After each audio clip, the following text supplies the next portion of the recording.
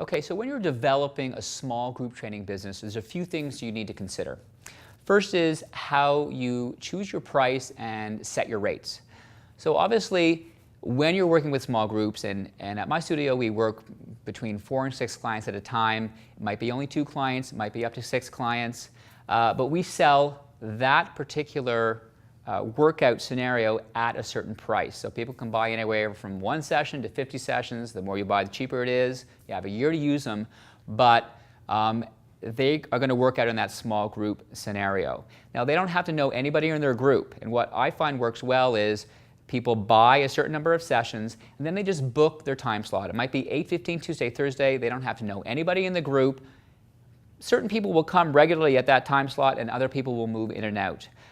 So the onus is not on them to find a group.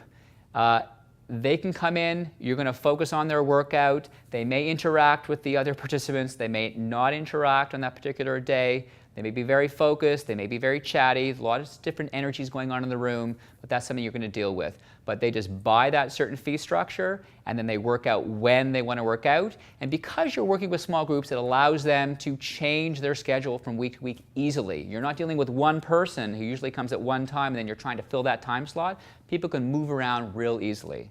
So that works really, really well. The other thing that works well is when you're bringing a new client on board. So a new client wants to come, you've never trained them before, you try to encourage them to come at a time where it's not quite as busy. You know it's not going to be as busy at that particular time. And the other thing you're going to look at is that the other participants at that time are clients that you've had for a while. So you know that you're going to have a rapport with the clients you already have. They're going to understand your language. They're going to understand the exercises and progressions. So you can still give them a great workout. You can still keep your eye on them throughout the workout. But that new person that kind of comes in, you can spend a little bit more time with them. You can keep your eye on them a little bit more and really make them feel comfortable and give them the extra attention that they need in that particular situation.